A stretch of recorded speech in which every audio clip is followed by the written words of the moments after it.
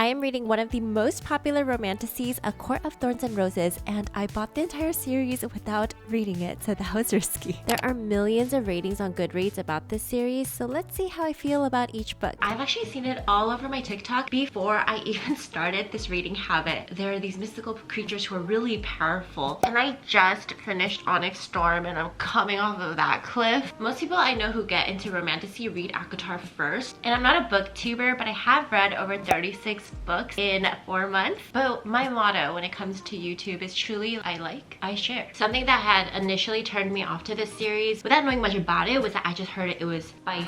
When I posted that on my Instagram, some people told me, oh, pretty similar to Fourth Wing series, which I was like, that's pretty skippable or skimmable and you can kind of move on from that. We'll see. I am a married woman, but as a Christian, I do feel like we have to be mindful of just kind of what we put into our minds. This is going to be no spoilers. I feel like the one spoiler we just can't avoid is the fact that there's a man named Rhysand, and he's always compared to Xaden Ryerson in Fourth Wing. But other than that, I don't really know anything about this book. So already I'm noticing it's in first person, past tense. The forest had become a labyrinth of snow and ice. I'd been monitoring. Hunger had brought me. It's all past tense. I feel like past tense is not as immersive for me. A little slow, but I do resonate with Farah a lot. Her family is going through poverty and she feels like she needs to do it all to feed her family, to help them. So there is that emotional tug that I feel, but otherwise the storytelling is a little slow. They're kind of building this world of mortals versus high fae, which I don't know what that is. And anytime I start a book, I try to get to at least the first 50 pages. We are going to try immersive reading today, and we're gonna listen to the dramatized version while reading. I do like reading on my Kindle. I actually love reading on my Kindle, but I also love the feeling of books. Let's get to it. I think the hard part is finding where I am. I was soon astride a white mare, riding with Lucian through the spring-shrouded woods beyond the garden. Fool. He turned to me. If you're ever going to run away, I'm wild devouring you. Every hour has been for that vow. And just because I was hunting to save my family. I think they did a really good job picking the voice actors, but sometimes I like what I'm hearing in my head. Okay, so I finished this while I was in San Francisco. I was traveling for work. I did update on Instagram, but oh my goodness, I felt like this book was so cliche. I honestly don't know if I liked it because I didn't get into it where I was like, oh, I want to turn to the next page until I was about 80% in. Yeah. Pretty much. Like basically this chunk was where I was invested. The rest of this I just powered through, and I felt like, okay, when is the story going to pick up? Because it was a lot of world building. It sounds magical, beautiful. This definitely gave fairy tale vibes, and it is kind of an adaptation on Beauty and the Beast. There's a part where they're trying to solve a riddle, and when I saw the answer I was like, really? I'm just a little confused, and Rhysand was not very nice in this one, so I'm not sure what's going on. In terms of spice level, honestly, I was like 60% in and nothing happened. I was like, oh, okay. And basically there was like maybe 1.5 scenes, 2 of some spicy moments. This one's okay. After I posted how I felt about A Court of Thorns and Roses, everyone, so many people told me we gotta start this one. And actually while I was in San Francisco for work, I met a girl. She read all of this too, and she was like, you need to see this book as part 1 and this is part 2. It almost should have been one book, but then it would be, you know, over 1,000 pages long. Think of this as just the beginning. If you're going to read this, you must commit to also reading this one. Everyone said they fell in love, so I'm excited to start this. Hello, Farah darling. He's here. Again, page 50 of like every book. Every book I read, I try to get to page 50, but when things pick up. Do you think Sarah J. Maas's writing style is more descriptive? And in Fourth Wing is very snappy dialogue, so it moved really fast. Well, these, there's like lots of beautiful lyrical type of language. This is my book annotation corner with little sticky tabs, transparent post-it notes, pen, no bleed highlighters. Basically any parts that I highlight in my Kindle, then I'll start tabbing it in my book. And some people like it when the tabs stick out, but I try to get it as close to the edge as possible where I can still see it. You can't really see it like this, but you can see it here. So far so good. Rhysand is just like a very mischievous, confident shadow wielder. But there are so many cute and flirtatious moments where I'm like, ah! I'm also now 50% in and nothing really spicy has happened. It's like a slow burn. Slow burn meaning no love has really been confessed. It's just like you're just seeing their relationship building. It is kind of enemies to lovers because the female is not a fan of him right now, but he's a fan of her.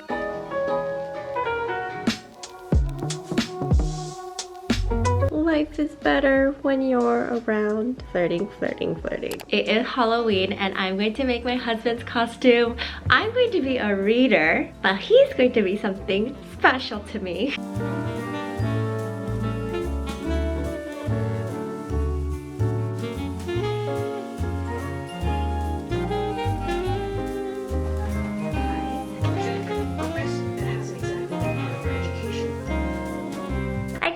For my husband to come home so he can see. I'm proud of myself.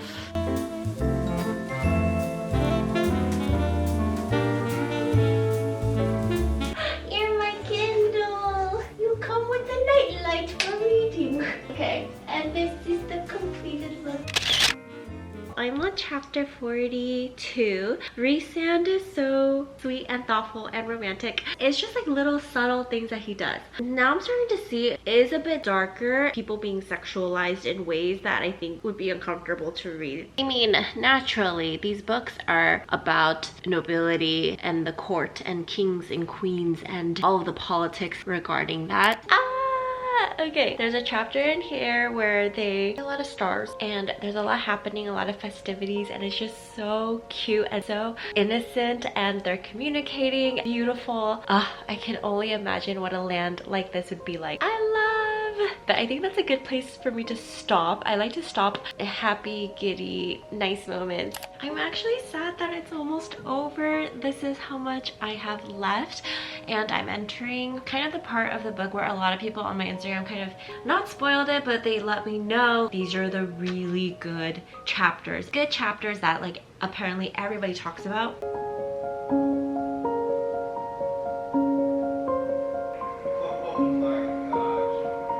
Okay, in this chapter, there's a lot of cross references to what had happened in ACOTAR, and pretty much the most interesting parts of ACOTAR were the last 20%. So I feel like I need to go back. But I knew this was going to happen because I already had heard such great things about Rhysand, but in ACOTAR, there is no way for me to know that. Beautiful writing. I don't feel like these surprises are as shocking as the Empyrean series though, but still good. I'm definitely gonna finish this tomorrow. That was a very sweet chapter. Something about me is that I actually don't cry in books. I do tear up. There probably only been 2 or 3 books where I did shed a tear, but I haven't like cried. I feel like I could cry, but this chapter did make me tear up too. My heart. I feel like chapter 54 alone makes me just give this 5 stars automatically because it just made everything make so much sense. But we are almost done and I'm going to finish the book today. Took a shower to get comfy and we are on the last chapter. Oh my gosh. Wow. There are moments where it does feel slow and you're kind of like, okay, what's the point of this? Or when are we gonna get to like the action? Oh, payoff, amazing. I don't even know what to expect for the next book because this was perfection. It was so good. Wow. I don't know if I'm ready. Maybe not tonight. Okay, we'll start the next one. It's also so much thicker. It's 703 pages. This one was 626 pages. So we are in for a treat. Amazing. Today is the day we start A Court of Wings and Ruin. One thing I did want to address is that I heard that things get spicier as the series goes on. I am not a huge fan of super spicy scenes. I also don't want it like every other page. What I liked about the first 2 books, in A Court of Thorns and Roses, literally there was no spice until the very end. There was just a tiny bit. The second book, there was a little bit in the beginning and then nothing for like 400 pages and then a segment of some. Every person has a totally different conscience. I just want to make sure it's not a stumbling block for anybody. So proceed with wisdom and caution, and if you know it's not good for you, then definitely stop and don't read. Let us begin. The night court is up here and then the spring court is down here. Resand 2 years before the wall. We are now 100 pages in. These books do start off a little slow. I really care a lot about the main couple. I can kind of see where we're going, but this one definitely feels like it's going to be a little more action-packed, like the meat of the war. But I love Feyre's character development. She feels like a totally different person from A Court of Thorns and Roses. Naturally, because she's been through so much, she is now trained, she is healing, and she is so much more confident and strong. And you can see the juxtaposition of who she was and who she is. I like it. It's just a little bit slow. Feyre's sister Nesta is insufferable. Like, she complains so much. She's so grumpy. I wonder when her character development is going to start, because right now she is just so mean. Not a fan. But we're gonna update this little corner because I realized I don't like to sit in this chair because I like to have my feet propped up. We're gonna fix that with my other chair.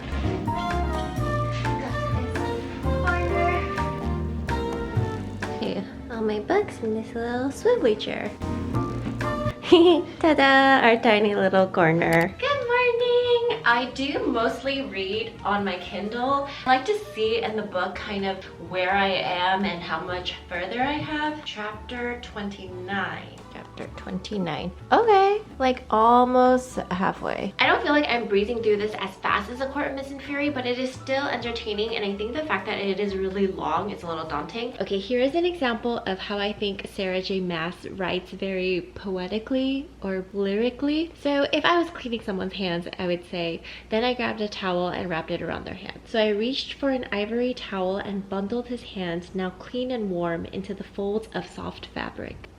We are now 50% in. There are some moments where I feel like, oh, this is exciting, and then we're like good again, explaining, and then exciting, and then we're explaining things again. Okay, I'm at the part where the High Lords all come and meet together for a specific reason. Things are getting intense and really interesting. But there's also some parts that reminds me of Iron Flame. Now, Iron Flame was written after the ACOTAR series. So I feel like maybe Rebecca Yarros could have gleaned some inspo from this, because I've seen this before. Crazy. We have 100 pages left. There is a part where Resand makes a speech to all of his friends and family, and it's just so sweet. He tailors each speech to each person, and it's so personable, so like I'm not crying. Starting to tear up. It was sweet, but they're really in the thick of it now. I'm gonna try to finish it tonight. We'll see. Oh my gosh, I can't even say what it is, but there is a really big twist in it. It really tugged at my heartstrings. It's so beautiful, and I guess the only hint I can give you is ships. The ships.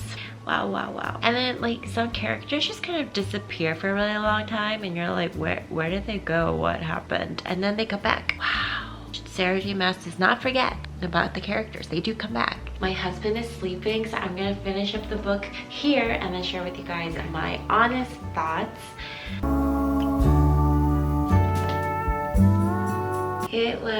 I have no regrets.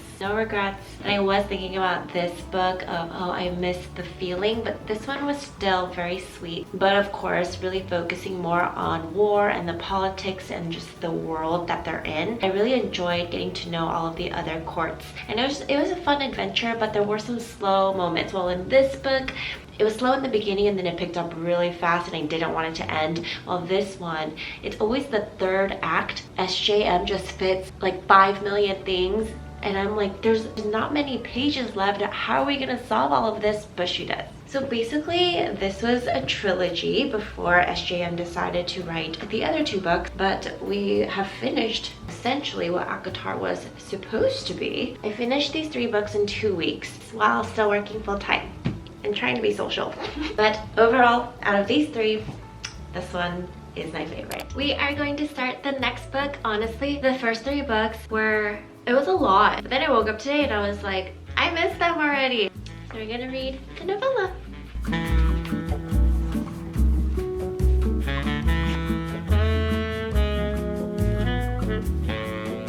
quick break from ACOTAR. In the United States, they do not have a paperback version of Onyx Storm. Found it! This is the UK version and it's paperback, but what makes it super special is the inside.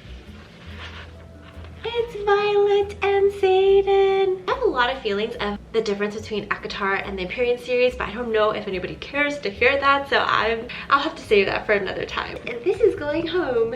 Welcome to the bookshelf. It is a different size, but it's okay. It's okay. We don't have to think about that. I finished it in 24 hours. I mean, it's a very short novella book. It was 230 pages, and it's really more of a slice of life and what their lives have looked like after the war as they process the trauma right before winter solstice, which is a really big deal in the night court because the winter solstice is the longest night of the year. My husband's birthday is actually on the winter solstice, and so is Farah's. It was sweet, it was cute, but there was really no big plot other than them trying to figure out what gifts to buy each other, and then the gift giving reveal was really funny. This friendship group is so sweet. Some people read this as like an epilogue of post-war, what are they all up to, and getting their happily ever afters. And it's also preparation, preparing the reader for A Court of Silver Flames and what the story is going to be like. ACOTAR 6 is coming out too. It was enjoyable, but really, I mean, there was a whole lot of nothing and then some cute, sweet moments, and then that was it. A Court of Silver Flames. Alrighty, let's begin. Oh my, oh, it's so thick. How many pages is this? Oh my. So I'm like, don't look. Okay, 750. I have been waiting all day to read. I finished A Court of Frost and Starlight earlier today, and then I had a bunch of stuff to do, but we're gonna dive into A Court of Silver Flames. I see why in A Court of Silver Flames, Cassian's chapter was in third person because this book is in third person. I love being efficient with my time, so I had an eyelash appointment today. Usually I just lay there for an hour. Sometimes I'm kind of like half asleep, but I was like, what can I do to be productive? I listened to the audiobook of Silver Flames. If she refused to leave the house, Cassian or Morrigan or Reese... It's alright. I mean, I'm trying to just understand Nesta of why she's so angry. Because Farah's been through a lot of trauma too, and she was so mean to Farah before Farah even left for Perthian. Yeah, I'm just trying to understand her more. Building that empathy, because I don't understand. It meant she developed a keen awareness. Let him hate her. The flow of his dark hair. 2 hours already? I have a surprise! Look what I got! It is the Night Court shirt, and then on the back, you can see the whole gang all together. Very cute shirt. 100% cotton. But my husband always buys anime shirts, and then now I guess I buy book related things. So far, it's okay. I think what's really interesting is, so we can tell Nesta is in a very dark, depressive state. She's very mean to everybody, which, you know, it's hard to read because it kind of gets on my nerves. But I'm sure there's a reason for everything. It's building empathy, right? For people who are going through tough times and we may not understand why. I'm sure we'll understand later. Cassian, it's so interesting because he's been tasked to train her, and this is all in the beginning. He goes through like nutrition lessons with her. He goes into great detail about why it's important to work out, to do breath work, and why she needs to stretch. I just found it so interesting. She's like, I want toast for breakfast, and he's like, no, you can't have food that like spikes your blood sugar. Goes through a whole nutrition lesson, and then when they're working out, and then she's like, I'm gonna be so sore. He goes, that's why you stretch. It's the lactic acid buildup that's making you sore, which is all true. But I just think it's so interesting that these warriors are talking about it in great detail. So I think Sarah J. Maas just wants us to know these things too. And when we're going through hard times, physical exertion really does help. So I just found that interesting.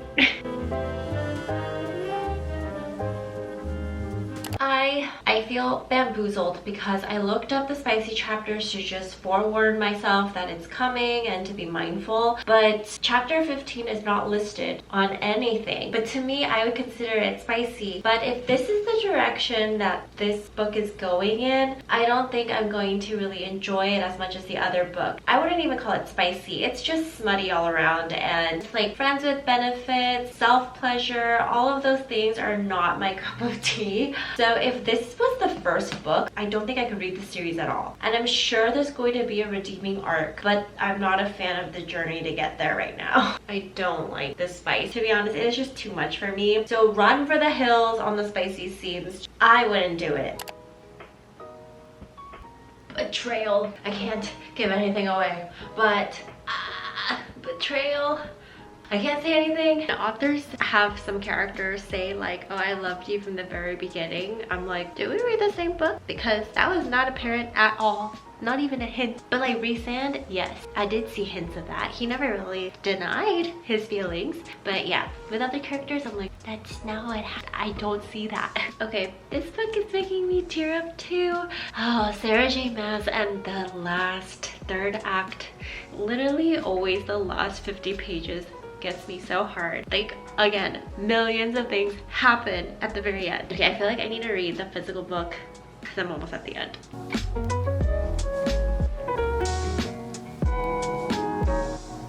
I feel like I could cry just tearing up. It is such a beautiful redemption. Such mixed feelings about this book though. Okay, 2 more chapters.